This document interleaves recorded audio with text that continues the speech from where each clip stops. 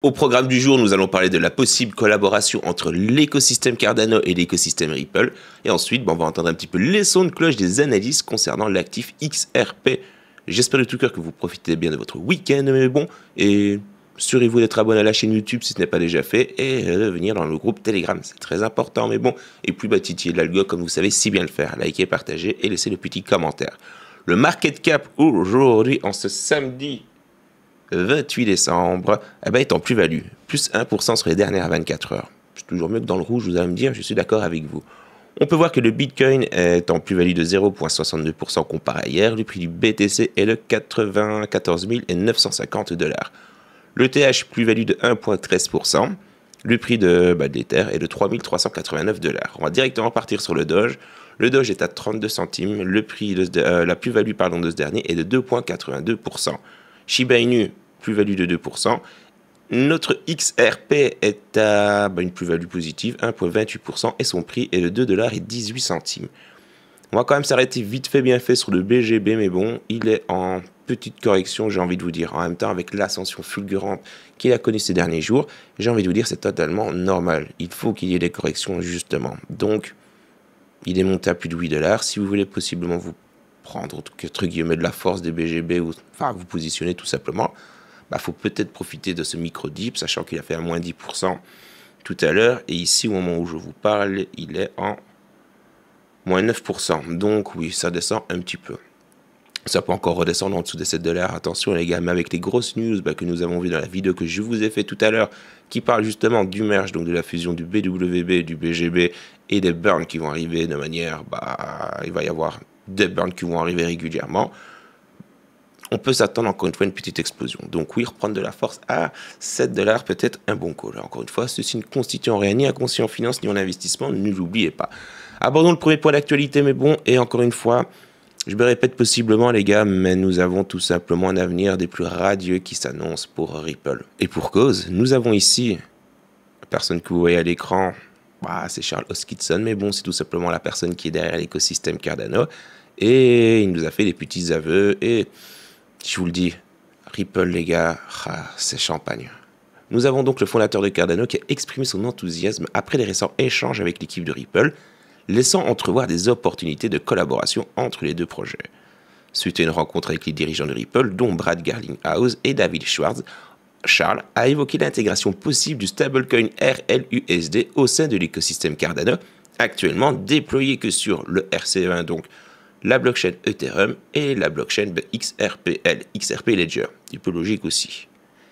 Il a également manifesté son intérêt pour inclure le Ripple, non mais bon, on parle donc de la société Ripple, dans l'écosystème Midnight, une sidechain axée sur la confidentialité, tout en soulignant que ces partenariats potentiels nécessitent encore des discussions techniques et approfondies.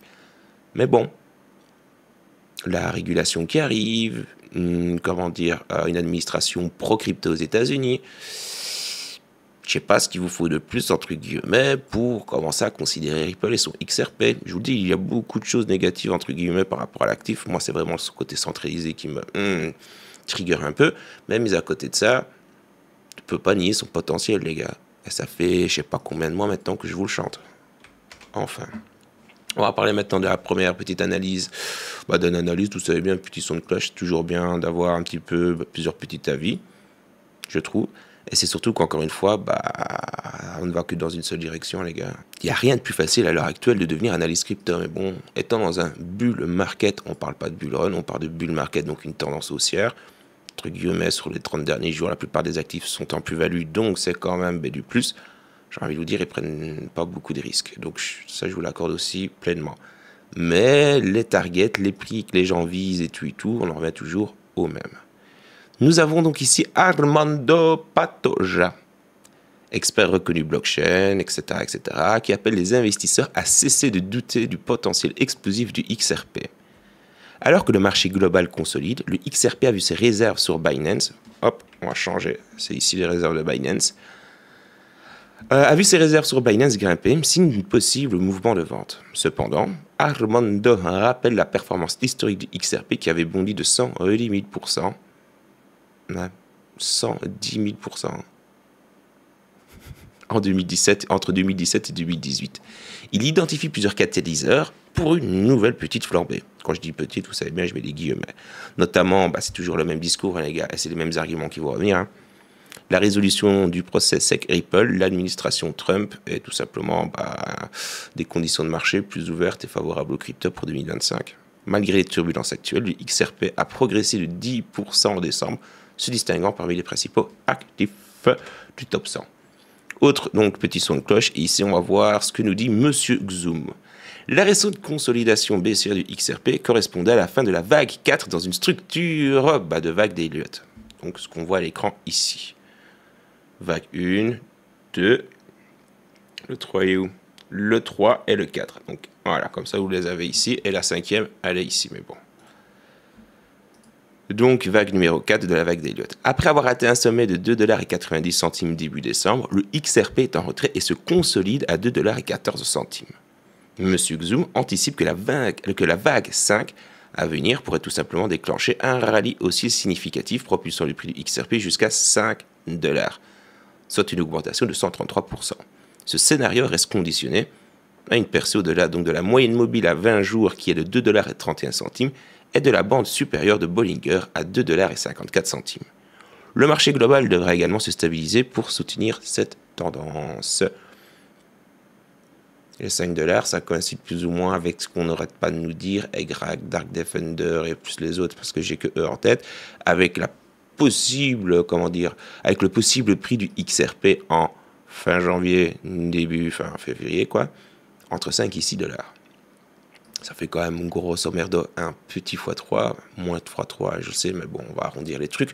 Donc, ma foi, les gars, si on subit encore une fois une correction d'ici la fin de l'année ou d'ici fin janvier, ça peut être l'occasion de prendre des forces. Parce qu'encore une fois, les gars, on va arriver tout doucement au fameux bull run, les gars. Quand attendons justement, ne pleurez pas après. Attendez encore, accumulez un maximum de force parce qu'une fois qu'il va arriver, on va devoir sécher les gars longtemps et survivre avant justement pouvoir revivre ce que nous sommes en train de vivre maintenant. Profitez de ce bull market les gars et faites le plein de crypto, réellement.